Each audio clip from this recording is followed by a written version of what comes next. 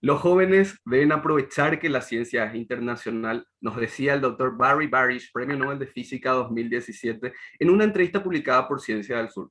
Y sobre todo en astronomía, que junto con la paleontología es la ciencia introductoria al fantástico y rico mundo del conocimiento. Por eso es que hoy, en el espacio que denominamos Ciencia Abierta, ya desde hace 4 años, estamos con una invitada excepcional. Hoy nos acompaña la doctora Mónica Rubio, astrónoma y flamante Premio Nacional de Ciencias Exactas de Chile. Justamente ayer se entregaron los galardones. ¿Cómo está, doctora? Muy buenas tardes, Eduardo. Para mí un placer estar con ustedes pues, en esta conversación que vamos a tener. Y bueno, no puedo decir más que honrada y muy contenta con haber sido escogida como el Premio Nacional de Ciencias Exactas de este año aquí en Chile. Sí, hay que decir que es un premio, bueno, muy competitivo, ¿no? Y que al que se presentan muchas personas, muchos académicos y académicas de la República de Chile. Y bueno, seguro el jurado tuvo mucho trabajo al elegir, doctora, su galardón. Así es que el jurado se ve expuesto, ¿no?, a currículum excepcionales de científicos de mucho talento que tenemos en nuestro país. Y bueno, es una ardua tarea. Creo que estoy muy, muy feliz porque la decisión del jurado fue unánime. Pero antes debo decir de que ya estaba muy contenta con las cartas de apoyo que había recibido, ¿no? Muchas cartas internacionales, porque mi carrera científica ha sido muy internacional, también por supuesto cartas locales, y entre las internacionales me dio mucho emoción recibir una carta del doctor Reinhard Genzel, que es el Premio Nobel de Física 2020. Así que ya ese era motivo para estar muy contenta. Así que cuando me anunciaron que había obtenido el jurado había decidido no otorgarme el Premio Nacional de Ciencias de Chile. Bueno, doble felicidad. No, totalmente. Bueno, les agradezco a todos los que nos están acompañando en las redes sociales, no solamente a gente de Paraguay, sino también a gente de Chile que ya se está aprendiendo. Así que bienvenidas y bienvenidos a todos. Les avisamos que obviamente este video va a estar publicado en nuestro canal de YouTube de Ciencia del Sur. Bueno, hoy hablaremos de muchos temas, pero primero veamos quién es nuestra entrevistada. La doctora Mónica Rubio es licenciada en física y magíster en astronomía por la Universidad de Chile y doctora en astrofísica y ciencias espaciales por la Universidad de París 7. Es también profesora titular del Departamento de Astronomía de la Universidad de Chile y fue directora del programa y vicepresidenta de la Comisión Nacional de Investigación Científica y Tecnológica, CONICIT, en 2019. Bueno, además hay que comentar que hace poco terminó su mandato como presidenta de la Sociedad Chilena de Astronomía. Bueno, tiene un montón de horas acumuladas en los observatorios chilenos sobre todo, pero también utilizó los telescopios espaciales, el Hubble, el Herschel y Sofía de la NASA. Bueno, además tiene una gran producción científica y eso es muy destacable. Uno de sus artículos sobre formación estelar, que es una de sus principales líneas de investigación, fue publicado en Nature hace algunos años y es muy citado en su área. Fue profesora visitante de muchas universidades, entre ellas las más prestigiosas como Harvard y la Universidad de Columbia. Y bueno, en 2021 ganó el Premio Nacional de Ciencias Exactas, como ya nos comentaba. Bueno, esto va a ser así, vamos a hacer unas preguntas, las preguntas fueron elaboradas obviamente en equipo y especialmente fueron preparadas por el doctor Gustavo Romero, que es director del Instituto Argentino de Radioastronomía y también directivo aquí de Ciencia del Sur, y del licenciado Félix Pirillú, que es informático y también columnista de astronomía de nuestro portal. Doctora, queremos empezar con algo pequeño pero muy complejo, que es cuando el astrónomo y divulgador Carl Sagan siempre nos dice o nos decía, que nos deja la enseñanza de que somos polvo de estrellas, más allá de la metáfora en sí, realmente nuestro origen proviene de allí. Allí se forman todos los elementos constitutivos que observamos en la naturaleza y el universo en general. Bueno, bueno, un saludo especial a Gustavo, ¿no? Una pregunta difícil si él la hizo. Bueno, efectivamente, no es solamente una metáfora, ¿no? Lo que hoy día conocemos es que con la explosión del Big Bang, cuando comienza el universo, solamente se forma hidrógeno, helio y un poco de litio. Todo el resto de los elementos de la tabla periódica, ¿no? Los 92 elementos químicos que nosotros conocemos, son producto de algún proceso en el universo. La mayoría de ellos es como las estrellas generan su energía a través de fusión nuclear, en la cual van haciendo, contaminando o produciendo cada vez átomos más pesados dependiendo de la masa de la estrella, y eso determina cómo va a vivir y cómo va a morir esa estrella. Y bueno, los otros elementos sabemos que se producen en las explosiones de supernova, y últimamente tenemos constancia, gracias a la astronomía gravitacional que se ha desarrollado en los últimos años con los observatorios gravitacionales y la detección de ondas gravitacionales, que la fusión de dos estrellas de neutrones o una estrella de neutrones con un agujero negro produce elementos como el oro, ¿no? También tan difícil y tan escaso en la Tierra y conocido desde tiempos inmemoriales, ¿no? Por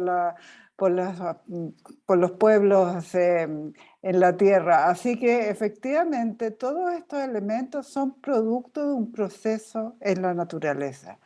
Y este proceso está alimentado fundamentalmente por las estrellas, en que en su vida las estrellas viven, ¿no? Nacen y mueren, y justamente el nacimiento y el lugar donde las estrellas nacen van contaminándose químicamente a lo largo de la vida del universo. Y hoy día sabemos que estos elementos químicos más complejos forman moléculas de bastantes átomos, de hasta 13, 14 átomos, cadenas de moléculas, todas en base al carbón, y que de combinarse estas moléculas forman los primeros aminoácidos. Y ese material que está presente en estas nubes donde van a nacer nuevas estrellas, resulta que hoy sabemos, gracias a las espectaculares imágenes que nos ha entregado ALMA recientemente, que la mayoría de los planetas tienen ya sea o compañeras, ¿no? 2 o 3 estrellas, pero también sistemas planetarios. Y si los sistemas planetarios se forman en estas estrellas, en estas nubes que ya contienen estos elementos, estas moléculas complejas, bueno, con mayor razón quiere decir que nosotros y la vida probablemente tenga un origen cósmico. Doctora, cuando utilizamos el término estrella, siempre pensamos, lo primero que pensamos son objetos celestes muy distantes y casi nunca se nos viene el Sol como idea, como estrella. ¿Cuántos tipos de estrellas conocemos hoy en día? Y son muy diferentes entre sí. Bueno, la verdad es que la familia de las estrellas se diferencia fundamentalmente por la cantidad de materia con la cual ellas son formadas inicialmente. Y las estrellas más pequeñitas, ¿no? Que tienen alrededor de un 10% o menos de la masa que tiene nuestro Sol, se definen como estrellas porque ese material, ¿no? del cual se forman, por efecto de la fuerza de gravedad, se comprime, aumenta la presión y aumenta la temperatura, y para que una estrella pueda funcionar, la definición es que sea capaz de generar energía. Y eso solo ocurre si la presión y la temperatura al centro de esta nube logra alcanzar lo que se requiere para prender los átomos de hidrógeno para que se fusionen. Y si hay menos materia que un 1%, un 10% de la masa del Sol, esto no ocurre. Por lo tanto, ese es el límite inferior.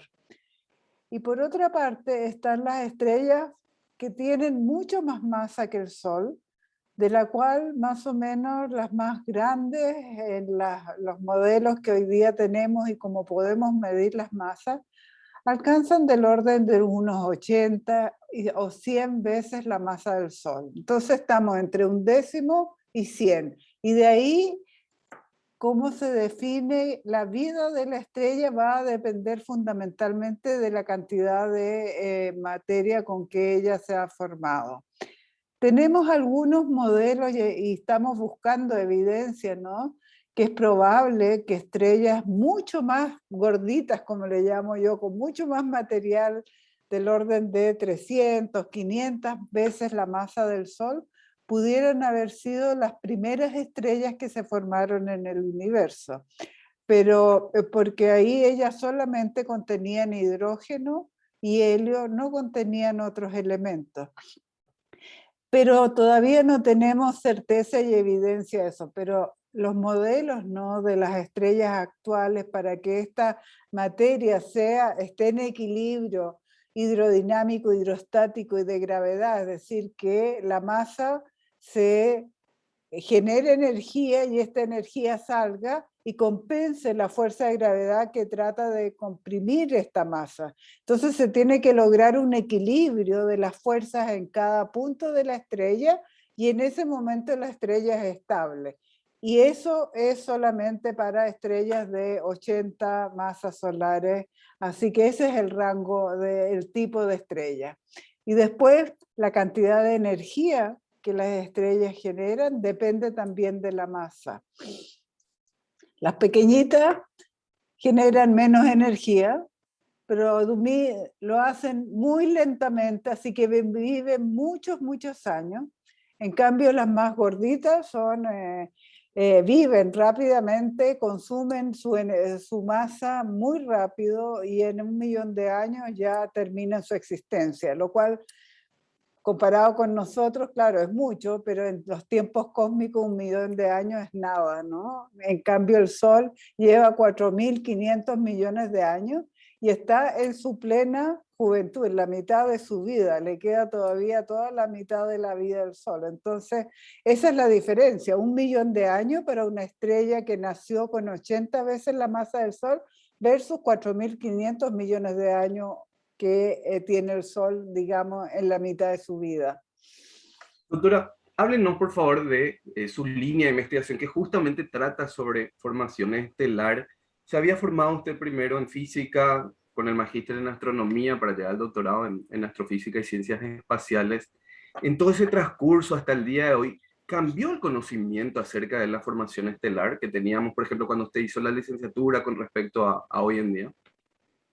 Bueno, yo diría que bastante en el sentido, sobre todo en el sentido observacional y la evidencia de los procesos por los cuales las estrellas, cómo las estrellas se van formando, que debo decir todavía es un proceso y un área de investigación abierta, no tenemos todas las respuestas. Así que eso es bueno, ¿no? Porque uno puede seguir investigando, si ya tiene todas las respuestas tiene que cambiar de campo. Pero efectivamente lo más importante diría yo que sabíamos, ¿no?, conceptualmente, que era la fuerza de gravedad la que tenía que actuar para acumular material y poder tener las condiciones para generar energía, ¿ya? Y bueno, ese material tenía que ser suficientemente grande y por muchos años sabíamos que las estrellas vivían, pero no sabíamos cómo nacían ni dónde nacían. Y el problema era que este proceso es invisible en el sentido de que nosotros estábamos acostumbrados a estudiar el universo a través de la emisión de la luz visible. Y los telescopios que se desarrollaron era simplemente la extensión más poderosa de nuestros ojos, lo que nuestros ojos veían y que captaban más fotones visibles y que éramos capaces de estudiarlo. Pero resulta que los lugares donde se produce el nacimiento de las estrellas no emite luz y por lo tanto no lo podíamos estudiar. Y las primeras, lo primero que pasó en los años 50, ¿no? Y producto de que muchos radares quedaron sin uso después de la Segunda Guerra Mundial, que hubo todo un gran desarrollo de radares para detectar los aviones enemigos. estos radares, cuando dejaron de haber de aviones enemigos, ¿no? Resulta que seguían detectando emisión. O sea, había un enemigo permanente. Y bueno, los ingenieros eléctricos de ese entonces dijeron, bueno, ¿qué es lo que está produciendo esta interferencia permanente en los radares? Que muchas veces los confundieron, ¿no? Durante la guerra. Y resultó que era el Sol. El Sol emitía ondas de radio, ¿ya? Y también entonces se estudió de que el átomo de hidrógeno, que es el más abundante, la física atómica nos entregó una pista. El átomo de hidrógeno, en forma espontánea, podía cambiar el spin que tiene, que así en forma simple, ¿no? En un modelo clásico del átomo, tenemos un protón y un electrón girando, y el electrón gira sobre su eje. Y este giro puede ser en un sentido o en el otro sentido. Y un átomo de hidrógeno que tiene el electrón girando en un sentido con respecto al otro que gira en el otro sentido, tiene una diferencia de energía. Y naturalmente, espontáneamente, los átomos del hidrógeno pueden hacer este cambio, pasarse de un estado, hacer un enroque, ¿ya? De estar girando para un lado y de repente se ponen a girar para el otro lado. Con una probabilidad bastante baja, pero dada la cantidad de átomos de hidrógeno que había en el universo, los cálculos decían que esa radiación que se producía y que estaba en 21 centímetros, 1400 gigahertz, debería ser detectable. ¿Y qué hicieron entonces los astrónomos? Le pidieron a los ingenieros, necesitamos un receptor que detecte emisión en 1.4 gigahertz, y por eso ahí el nacimiento de lo que hoy día conocemos como la radioastronomía. Y cuando se construyeron estos receptores y se apuntaron las antenas, los radares, bueno, nos dimos cuenta que el universo y nuestra galaxia estaba lleno de hidrógeno. ¿Ah? Entonces esa fue la primera cosa. Pero cuando se hacían los cálculos de cuánto material había en hidrógeno en estado atómico, no daba para formar estrellas. No, si, y entonces ahí se vio que la única manera para que las estrellas se pudieran formar era que había que comprimir este gas de hidrógeno, comprimirlo tanto y que los átomos de hidrógeno se unieran y formaran una molécula de hidrógeno. Entonces, que la fuerza de gravedad fuera, y que la cantidad de materiales, una nube, había que comprimirla, comprimirla, comprimirla, a tal punto que de los átomos pasábamos a moléculas. Y cuando se hacían los cálculos, entonces ahí resulta que podíamos lograr las densidades que se requerían para poder tener masa muy, muy condensada. El problema fue que el hidrógeno en estado molecular no emite radiación, así que seguíamos ciegos. Si no emite radiación y no podemos captar nada, no podemos investigar. Entonces ahí avanza, ¿no?, el conocimiento y dice, bueno, ¿qué otros elementos producen las estrellas que pueden haber contaminado una nube de hidrógeno? Entonces tenemos que la fusión nuclear, que ya se conocía y que sabíamos que era cómo las estrellas originaban su energía, nos decía que los primeros dos elementos que forman las estrellas es carbón y oxígeno. Entonces ya la nube no solamente está compuesta de hidrógeno, helio, sino que también carbón y oxígeno. ¿Y qué pasa si juntamos todo esto y la llevamos a la misma compresión en que el hidrógeno se juntaba para formar una molécula? Y eureka, el carbón con el oxígeno se combinan y forman una molécula de monóxido de carbono. Y esa molécula de monóxido de carbono tiene la posibilidad de rotar, tiene un momento dipolar y puede rotar en un sentido o en otro sentido, y eso produce también un cambio de energía y eso emite radiación y esa radiación está en 2.6 milímetros, ya de 21 centímetros pasamos a una radiación de milímetros que corresponde a 215 gigahertz. Entonces, en los años 70, nuevamente, por favor, construyen receptores que se puedan detectar los 100 gigahertz. 100 gigahertz es un salto enorme, pasar de los 1000 gigahertz a 100 gigahertz, recién ahora, ¿no? En todo lo que es la tecnología de los celulares, estamos hablando de que son 700 megahertz, ni siquiera, ¿no? Recién 5G va a ser en unos pocos gigahertz. Aquí estábamos hablando de 100 gigahertz.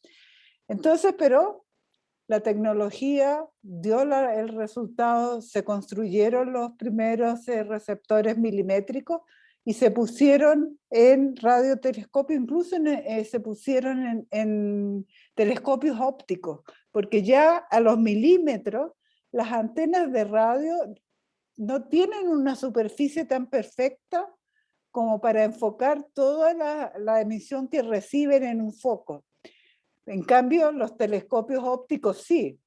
Entonces, el resultado fue que efectivamente se detectó la molécula de monóxido de carbono y ahí pudimos empezar a investigar todo este universo que llamamos oscuro, donde es de baja temperatura y de alta densidad, y que es donde ocurre el proceso de formación de las estrellas. Y eso ocurre recién en los años 80, así que de ahí para adelante somos capaces de detectar el monóxido de carbono también y ver qué es lo que hay en estas nubes que las llamamos nubes moleculares, y ahí coincide, ¿no?, con el momento en que instrumentos de gran de vanguardia en los rangos milimétricos son instalados acá en Chile, ya una antena inicial de 1 metro primero, y después una antena, un radiotelescopio de 15 metros, y que fueron los instrumentos con los cuales yo pude hacer, ¿no?, tanto mi tesis de magíster como parte de mi doctorado después. Así que eso fue lo que permitió que yo estudiara desde el hemisferio sur, en particular las nubes de Magallanes, que solamente son visibles desde el hemisferio sur con estos nuevos instrumentos. Nosotros justamente eso, o sea, estamos hablando que esto más se estudiaba, estamos en los 80, los 90, donde en el norte se estudiaba más, ¿verdad? Pero estamos hablando de Chile, y también usted que hizo su doctorado en Francia, pero en términos personales, además de este avance que hubo justamente en los 80 en su área, ¿cuál considera usted que es el aporte principal que hizo al área de la astrofísica y la astronomía? De todos los trabajos que hizo. Bueno, son dos aportes, en mi opinión, que han sido fundamentales y pioneros en esta área. El primero de ellos tiene que ver con que cuando se analizan, ¿no?, y se empiezan a estudiar todas estas regiones donde se forman las estrellas, lo que queremos saber es cuánta masa tienen estas regiones. Y como detectábamos monóxido de carbono, hubo que lograr hacer cuál es la proporción que tenemos por cada molécula de monóxido de carbono que detectamos, cuánto hidrógeno molecular hay.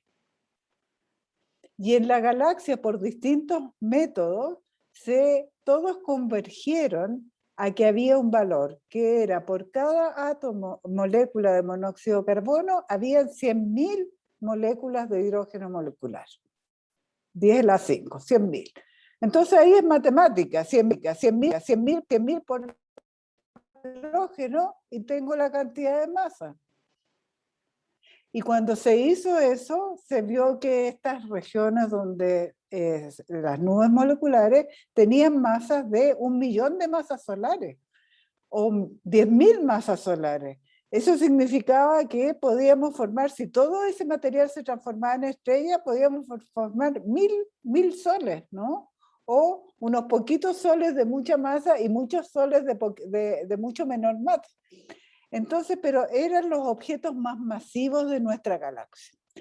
Cuando yo inicié mis estudios, me concentré en estudiar las propiedades, primero la distribución de la emisión de monóxido de carbono en las nubes de Magallanes, que son las dos galaxias satélites más cercanas a la nuestra, pero que tienen una propiedad muy distinta a nuestra galaxia. La nube grande de Magallanes tiene la mitad de carbono y oxígeno que tiene nuestra galaxia. Y la nube pequeña de Magallanes tiene un 20% de la cantidad de carbono y oxígeno. Por lo tanto, ya los ingredientes iniciales para formar monóxido de carbono eran menores. Y cuando yo hice los estudios, resulta que cuando tuve que hacer este cálculo, determinar por cuántas moléculas de hidrógeno había por cada molécula de monóxido de carbono, no me dio 100.000, me dio 10 veces más en un caso, en la nube grande de Magallanes, y 20 veces más en el caso de la nube pequeña de Magallanes. Entonces, esa fue la primera evidencia de que esta proporción no era constante en todo el universo, porque como se determinó en nuestra galaxia inicialmente, bueno, se empezó a detectar monóxido de carbono en todas las galaxias, ¿no? ¿Y cómo calculábamos la masa? Multiplicábamos por 100.000. Pero bueno, resulta que las galaxias no son todas iguales.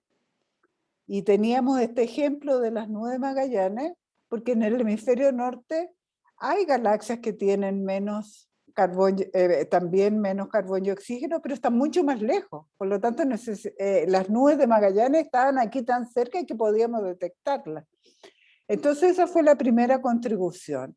Y la segunda contribución, ¿no?, viene con este artículo al que tú hacías mención en la revista Nature, en que, bueno, las primeras galaxias que se formaron en el universo, sabemos que fueron galaxias pequeñitas, galaxias enanas, y que tienen que haber tenido muy poquita contaminación de átomos que no fueran los iniciales del universo.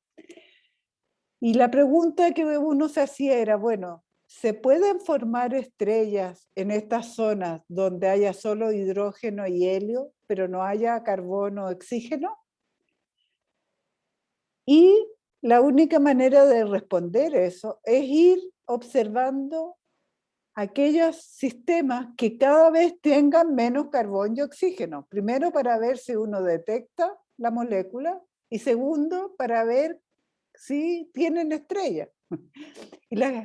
Y entonces, esta galaxia, que por su sigla es WLM, está 10 veces más lejos que las nubes de Magallanes.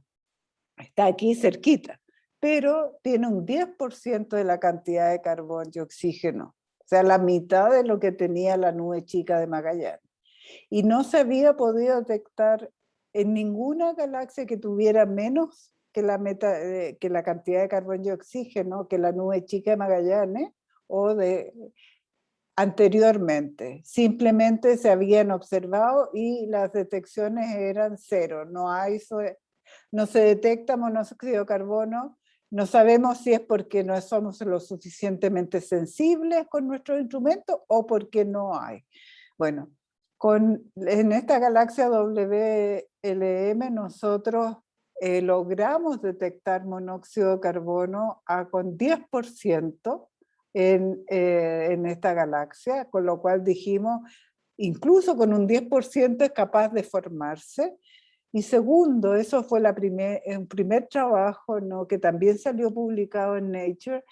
Y el segundo fue que, gracias a que ya estaba ALMA funcionando, teníamos mucho mejor resolución angular para estudiar la zona donde habíamos detectado monóxido de carbono. Y cuando hicimos esas observaciones, logramos tomar imágenes ya de las regiones moleculares que resultaron ser muy, muy pequeñitas, mucho más pequeñitas que el tamaño de las nubes moleculares donde se forman estrellas en nuestra galaxia o en las nubes grandes de Magallanes.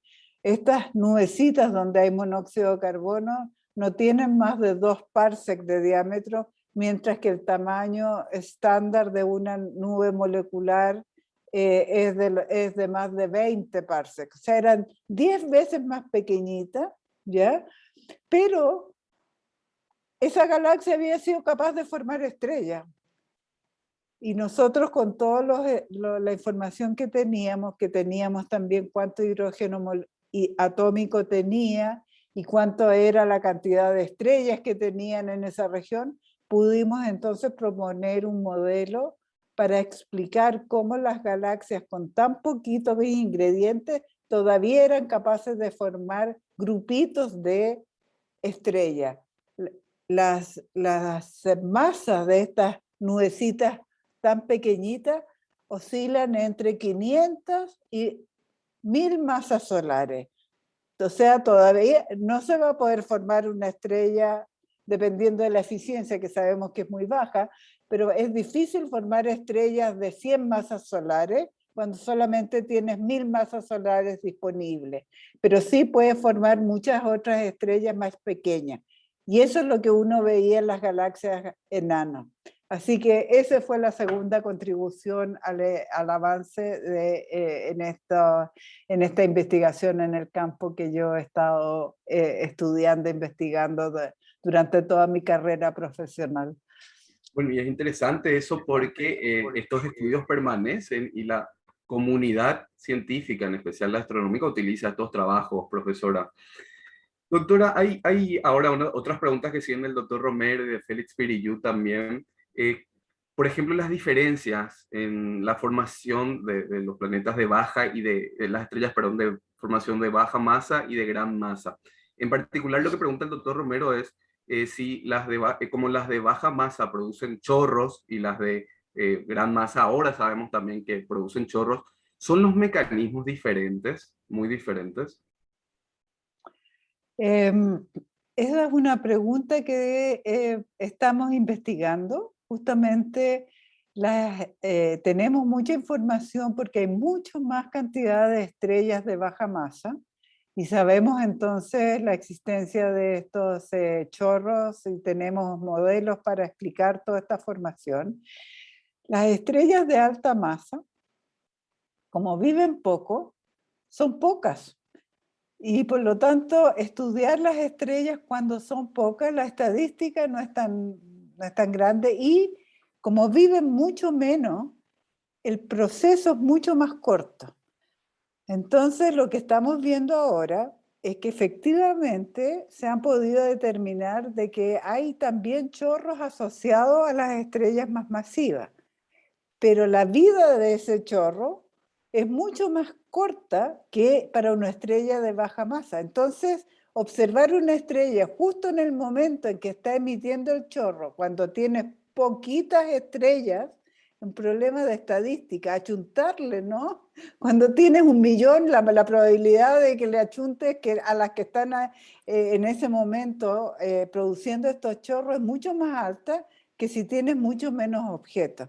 Entonces es un tema que está abierto, pero cada vez más la evidencia observacional y las propuestas que se están haciendo para poder identificar estos procesos estarían indicando, ¿no?, de que las estrellas también masivas tendrían un momento de chorro y hay recientemente un par de resultados justamente en las nubes grandes de Magallanes con datos de ALMA que muestra no solamente la posibilidad de chorro, sino que también alineación de estrellas a lo largo de filamentos, que es algo que se ve bastante en las estrellas menos masivas. En la galaxia nuestra es difícil hacer los estudios porque tenemos mucho material entre nosotros y los lugares donde están estas estrellas masivas. La ventaja que tiene la nube Magallanes es que como está fuera del plano de la galaxia, no tiene que atravesar todo ese material y por lo tanto y se ven como todas las estrellas a la misma distancia, ¿no? Porque la diferencia de distancia entre ellas es mucho menor que la distancia que está la nube grande de nosotros. Entonces ahí podemos tener un panorama menos contaminado y tratar de hacer estudios que son más fáciles de realizar por este tema de que cuando miramos la galaxia estamos en un costado de nosotros y tenemos que atravesar todo el plano de la galaxia. La dificultad está que las nubes Magallanes están mucho más lejos y por lo tanto, como la emisión de cualquier radiación disminuye con el cuadrado de la distancia, significa que los instrumentos tienen que ser más grandes y más sensibles. Doctora, en esta línea, antes de ir con otro tema, con respecto a los sistemas solares de grandes masas, sabemos que la mayoría, o lo que sabemos ahora, las estrellas de poca masa que se forman, al menos en nuestra galaxia, tienen sistemas solares. ¿Qué pasa con las estrellas muy masivas? También tenemos esta limitación de saber más sobre estos sistemas solares, las estrellas masivas. ¿Se puede decir algo de los discos o planetas que se forman alrededor? Hay cierta evidencia de que existirían estos discos, ¿no? También pareciera que el mecanismo de tener una nube que está girando y que tiene que formar, por lo tanto, un plano y se forma un objeto central, ahí ya la cantidad de materia es la que define si se va a formar una estrella grande. La estrella grande que evoluciona muy rápidamente, entonces a lo mejor va a destruir rápidamente el disco y no va a permitir la formación de planetas, o a lo mejor va a permitir o va a influir para que en vez de formar muchos pequeños planetas, por la radiación y por los vientos que esa estrella empieza a generar, a lo mejor va a hacer que se compacte parte de ese disco y forme ya sea otro planeta que sea de tipo gigante o estrella, un sistema binario o un sistema de 3 estrellas y no de objetos pequeños como andamos buscando en las estrellas, ¿no? de menos masa, porque la radiación es tanto más grande de una estrella masiva que rápidamente altera todo lo que está cerca. Sí, y por eso que se parte buscando primero los sistemas planetarios en estrellas que sean parecidas al Sol, con temperaturas de 6.000 grados en su superficie, y estrellas que tengan menos temperatura en su superficie, porque sabemos que entonces el material que está a una distancia de 150 unidades astronómicas todavía sobrevive. En una estrella masiva, a 150 unidades astronómicas, la radiación y los vientos solares son enormes. Entonces, se ve difícil, pero es un campo abierto y ha sido una sorpresa de que sí hay evidencia de que había en estos discos, pero a lo mejor estos discos van a durar, no sé, 10.000 años, 1.000 años, ¿no? Y no va a haber tiempo para formar planetas. Que en términos astronómicos es poquísimo, ¿verdad? Poquísimo, poquísimo, sí. Sí. Doctora, en esta misma línea, ya que tocó sobre los vientos solares, sabemos que los vientos, las estrellas y los efectos que tienen estos vientos comunes, muchas de las estrellas se forman en los cúmulos de las estrellas en la Vía Láctea, por ejemplo. Se sabe que hay, por ejemplo, fuentes de rayos gamma asociadas a estos cúmulos. ¿Puede comentar algo sobre los mecanismos que producen esa emisión de muy altas energías? Por ejemplo, ¿cuál es el rol que tienen específicamente las estrellas masivas, si es que pueden tener un rol fundamental en la producción de los rayos cósmicos de nuestra galaxia? Bueno, en general las estrellas masivas producen fundamentalmente mucha radiación ultravioleta, ¿no? Los rayos cósmicos tienen otro origen y los rayos gamma también, y tiene que ver con más bien procesos en los cuales hay discos de acreción que son absorbidos por un objeto más masivo.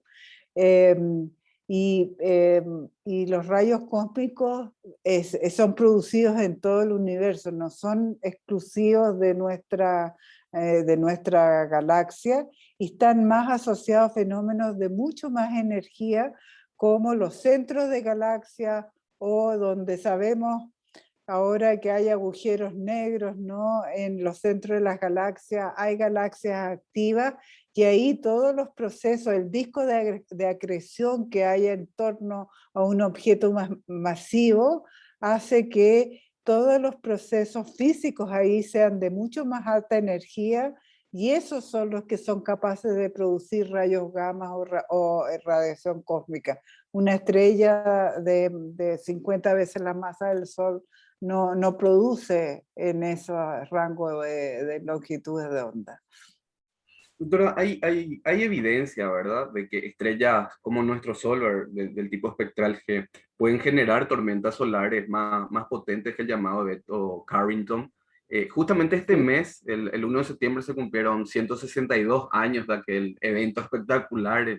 Bueno, en aquella época nuestra ciencia no estaba tan avanzada, ¿verdad? Pero si en la actualidad ocurriese un evento de esa proporción o incluso mayor, ¿cómo puede afectar a nuestra tecnología de nuestra civilización actual? Por ejemplo, las centrales hidroeléctricas, satélites, internet, etcétera. Bueno, efectivamente el Sol de repente se pega a unos acomodos, ¿no? Y libera mucha cantidad de partículas y de radiación. Tiene un ciclo de actividad y cuando el Sol se pone muy activo, la verdad es que todas esas partículas pasan cerca de la Tierra, lo que a nosotros como habitantes en la superficie de la Tierra nos protege es el campo magnético de la Tierra que desvía todas estas partículas que tienen carga eléctrica y por lo tanto eso nos protege a nosotros. Si no tuviéramos campo eléctrico estaríamos bombardeados por los vientos solares del Sol, ¿no? En la época de actividad. Distinto es el caso de todo lo que está fuera de la atmósfera. Y hoy día hay todo un área que se está dedicando a lo que se llama, ¿no?, el tiempo solar, ¿ah? De predecir pronósticos de cómo el Sol va cambiando para poder ver si se pueden proteger los, toda la cantidad de satélites, tanto de comunicaciones como naves, ¿no? Tenemos la estación espacial o el telescopio Hubble, y que cuando el Sol está activo, realmente puede influir e impactar mucho.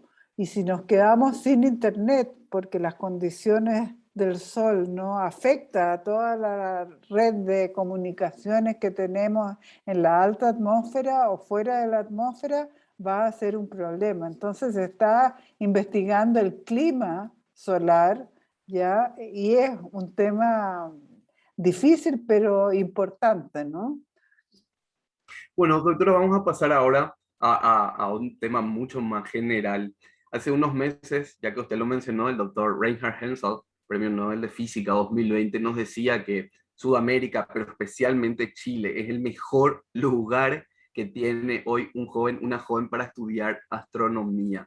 ¿Cómo se dio ese proceso de transformación en Chile de tener, sí, ciertos estudios, ciertas líneas antiguamente, pero a dar un salto casi explosivo, exponencial en todo lo que tenga que ver con investigación en astronomía y astrofísica o radioastronomía? ¿Cómo fue ese proceso? Porque Chile hoy es una referencia y un premio Nobel de física como el profesor Hensel dice que Chile es el lugar hoy en día para estudiar. ¿Esto es realmente así? ¿Cómo se dio este proceso, doctor? Bueno, esto es muy interesante, ¿no? Ya desde los... Chile tiene una larga tradición en astronomía, hay otros países latinoamericanos que la tienen también, pero lo que fundamentalmente hizo un cambio fue en los años 60, cuando se empiezan a construir los grandes telescopios, los de 4 metros, cuando Estados Unidos y las universidades norteamericanas deciden que hay que explorar el hemisferio sur. Todos los grandes telescopios, ¿no?, estaban en el hemisferio norte y había que venirse al sur. Y en el sur no hay tantos lugares. Uno mira el mapa y bueno, está Australia, está el cono sur, Chile o Argentina, y está Sudáfrica por el lado en África. Y ahí las condiciones, ¿no?, para poner los instrumentos son vitales. En Chile ya se conocía el doctor Federico Ristenpark, y Federico Rutland, perdón, director del Observatorio Astronómico Nacional en los años 60, sabía que las condiciones en Chile eran muy buenas y él entonces invitó a los norteamericanos a que vinieran a conocer los cielos del norte de Chile. Y ahí se hizo una primera exploración de varias cumbres y se encontró de que realmente primero la cantidad de noches despejadas que tenía el norte de Chile era muy superior a cualquiera de los lugares en el hemisferio norte. En promedio tenemos 330 noches despejadas de las 360. Segundo, que la calidad del cielo era muy buena porque no era turbulenta. Los que miramos el cielo y vemos que las estrellas titilan porque toda la capa de aire está en movimiento. Y eso significa que cuando tomamos una imagen, una foto, ahora una imagen de una estrella, si se está moviendo por efecto de la perturbación de la atmósfera, en vez de salir un punto, sale un disco. Y esta atmósfera era muy estable, no titilaba mucho y por lo tanto el disco de difracción era muy pequeñito, era casi puntual, menos de un segundo de arco la mayoría de las veces. Esas dos condiciones hicieron que, ahora, esas condiciones se dan por condiciones geográficas naturales que tiene que ver con el Pacífico, con una corriente de Humboldt muy fría, la cordillera de los Andes muy alta, y eso hace que no se formen nubes en toda la zona norte del país. Y eso estaba dado, ¿ya? Pero había que medirlo. Y cuando se midió eso, entonces, el primer observatorio internacional que se instaló en Chile fue Cerro Tololo, en la cuarta región, en La Serena, ¿no? A la misma altura que San Juan, en Argentina. Y los europeos que querían desarrollar la astronomía y no tenían observatorios muy grandes, porque en Europa el número de noches despejadas es menos de 50. Entonces, ellos inicialmente se habían asociado y habían empezado los ingleses a poner instrumentos en Australia, por razones obvias, ¿no? Australia e Inglaterra eran de la Commonwealth, así que ellos eran natural que los pusieran allá en el sur. Pero las condiciones en Australia no eran lo suficientemente buenas, y lo mismo pasó en Sudáfrica. Y bueno, entonces cuando supieron de estas condiciones extraordinarias de los cielos del norte de Chile, se instalaron acá y ya empezó esta concentración de telescopios en que los telescopios fueron creciendo de tamaño, fueron creciendo de complejidad. Pasamos a los telescopios de 8 metros de diámetro, proyectos que costaban 300, 500 millones de dólares o 800 millones de dólares. Y bueno, cuando los países están financiando toda esa infraestructura, quieren que el retorno sea el máximo. Y el máximo es donde hay más noches despejadas como primera cosa, y que si es igual el número de noches, la calidad de las imágenes sea superior. Y esas dos condiciones estaban acá en Chile concentradas. Entonces, eso hizo que se construyeran acá en Chile, se instalaran acá.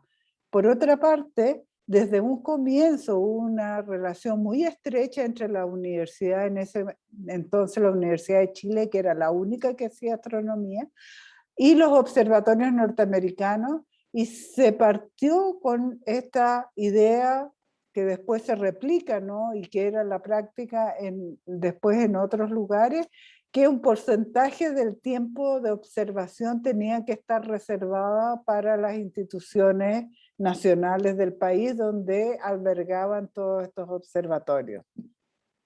Eso fue lo que comenzó a hacer atractiva desde el punto de vista científico la astronomía en Chile, porque daba la posibilidad de utilizar observatorios de nivel mundial a las universidades chilenas. Entonces fue creciendo el número de universidades donde empezaron a haber astrónomos para hacer uso de este 10% que los chilenos tenían. Y eso atrajo también muchos colegas latinoamericanos que migraron a Chile y empezaron a llenar los cupos de las plazas que se abrieron en las distintas universidades, porque no había en Chile, solamente podíamos estudiar el máster en astronomía, no había programas de doctorado porque no teníamos masa crítica. Entonces ahí se produce una muy buena combinación y posteriormente el gobierno de Chile y las universidades, a través de los convenios que se fueron suscribiendo después del año 90, establecieron no solamente el 10% de tiempo de telescopio, sino que fondos de desarrollo. Y esos fondos de desarrollo fueron fundamentales para tener ahora los recursos para ir aumentando la cantidad de universidades que hacen astronomía y por lo tanto la gente, los contratados que puedan haber en astronomía. Y hoy día tenemos 24 universidades en Chile, en 20 años, que hacen astronomía, de 30 doctores que existían en el año 2000, hoy día tenemos 300 doctores en astronomía repartidos en todas estas universidades. No todos son chilenos, pero bienvenido el talento de los que quieran venir a trabajar. Y lo más importante es que se crearon carreras de licenciatura, de maestría y de doctorado. Ya hay por lo menos 4 o 5 universidades chilenas que dan el doctorado, y cada vez más la juventud tiene interés.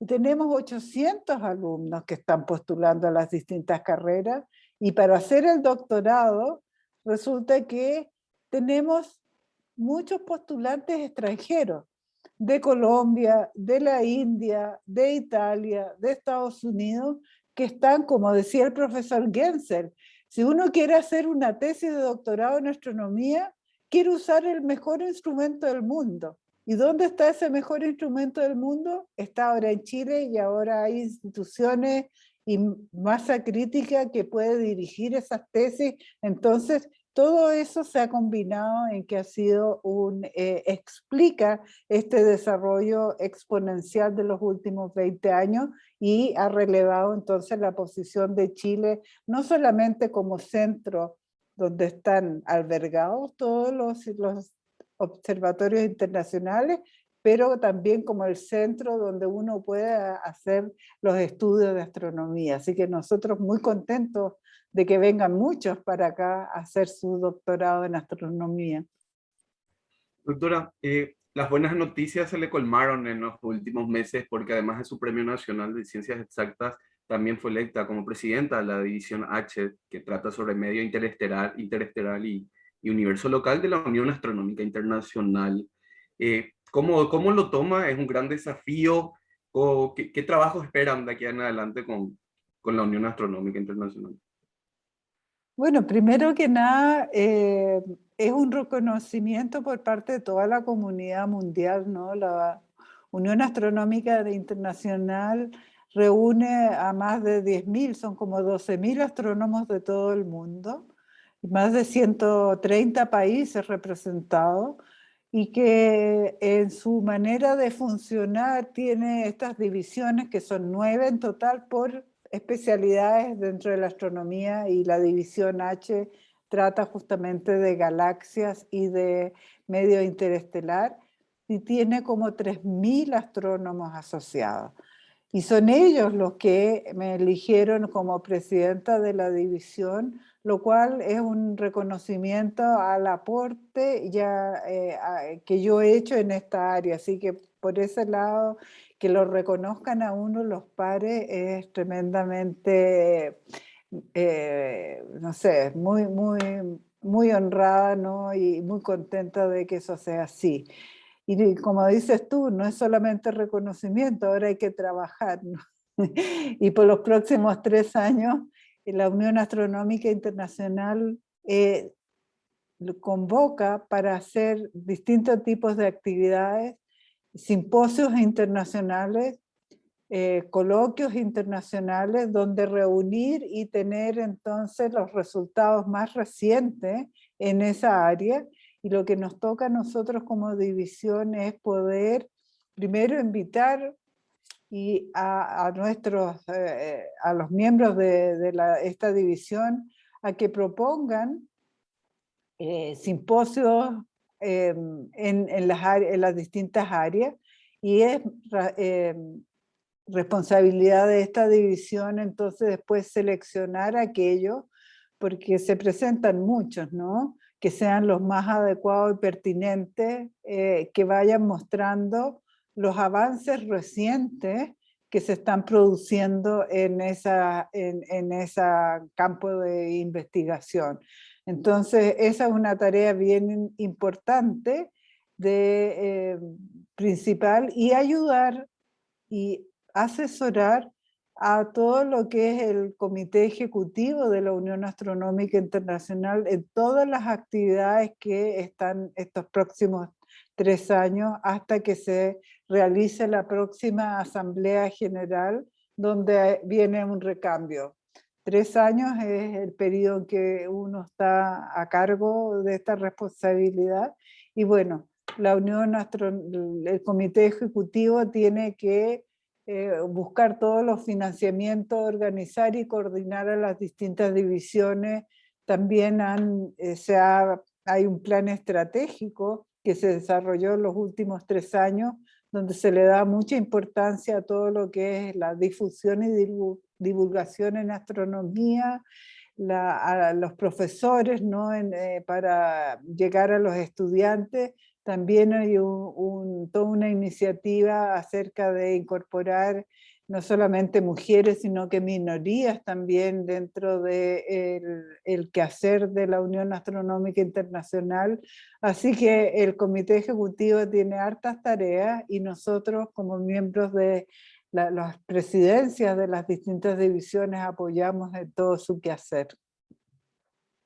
Doctora, no quiero dejar de hablar, ya que mencionó el tema sobre el papel que desempeñan las mujeres en la ciencia, y sobre todo en las ciencias exactas, donde se tiene el prejuicio o el mito de que es un campo solo para hombres, y que hay muy pocas mujeres. ¿Cuál es su experiencia y cuál es su visión al respecto? Sobre todo, lamentablemente hay que decirlo, hay que ser honestos intelectualmente, Latinoamérica enfrenta todavía problemas de machismo, de misoginia, e incluso en nuestras academias y universidades. Pero ¿cuál es su visión y su experiencia, doctora, al respecto? Bueno, yo creo que efectivamente no solamente en Latinoamérica, en todo el mundo, ¿no? Son actividades que han sido muy masculinas siempre, ¿ya? Eh, y se está avanzando, y yo soy muy optimista de que en el futuro vamos a avanzar con mayor rapidez, ¿no? Son áreas que, por la forma en que están conformadas las sociedades y los roles que se le asignan a las mujeres y a los hombres, que han dejado un poco, no incentivan la participación de mujeres en áreas como de matemáticas o ciencia, y eso es a nivel de todo el mundo. De hecho, los países de origen o que tienen una cultura más latina, hay más mujeres en las estadísticas que ha hecho la Unión Astronómica Internacional, hay más mujeres en astronomía, como un 30%, a diferencia de la cantidad de mujeres en los países anglosajones, que solamente alcanza un 10%. Es bien interesante, es el resultado de esa estadística, así que parece que nosotros vamos avanzando más rápido que ellos. Así que bueno, lo que yo digo, ¿no? Yo creo que el talento y las capacidades no tienen género. Simplemente hay que atreverse, hay que hacerlo, y si uno le gusta y tiene interés, tiene que seguir ese interés, esa pasión, y no limitarse. Creo que esa es la valla más importante para las mujeres, no limitarse. Si a uno le gusta algo, tiene que seguir adelante. Si eso son las matemáticas, si eso es la ciencia, si es la tecnología, no hay por qué limitarse, hay que intentarlo siempre, eso es lo más importante, y yo en esa soy una convencida de que uno puede lograr las cosas cuando tiene mucho entusiasmo, pasión, porque como repito, el talento no tiene género, los talentos y las capacidades se reparten de la misma manera entre hombres y mujeres, y por lo tanto las mujeres tenemos que simplemente hacer lo que nos gusta y hacerlo bien. Y vamos a ir cubriendo y vamos a ir incrementando los espacios hasta que esto sea equiparable. Doctora, por último, nos pasamos un minuto, pero no quiero dejar de preguntarle, hay muchos jóvenes y muchos niños y niñas que pueden estar mirando esto, ya sea ahora o en YouTube, pero que aman la ciencia y que quieren seguir, por ejemplo, algunas sueñan con ser astrónomos o astrónomas. ¿Qué les puede decir a todos esos jóvenes y niños, especialmente de nuestros países? En otros países, bueno, yo creo que el cielo siempre ha atraído a la humanidad, ha estado con nosotros. Y a todos a ellos que les guste, que tengan interés en hacer astronomía, háganlo, se pasa muy bien, es muy entretenido hacer ciencia, estar haciéndose preguntas y encontrando respuestas que la llevan a uno a muchas otras preguntas. Es para nada un trabajo rutinario, es sistemático y hay que dedicarse como cualquier otra profesión, pero es muy interesante descubrir la naturaleza, cómo la naturaleza va haciendo todos estos procesos y cómo nosotros podemos ir investigando, y cada uno de nosotros puede aportar un granito de arena, porque la pregunta que a uno se le ocurra puede que no se le ocurra a otra persona. Y hacer preguntas y tener curiosidad es innato al ser humano. Y no hay preguntas tontas.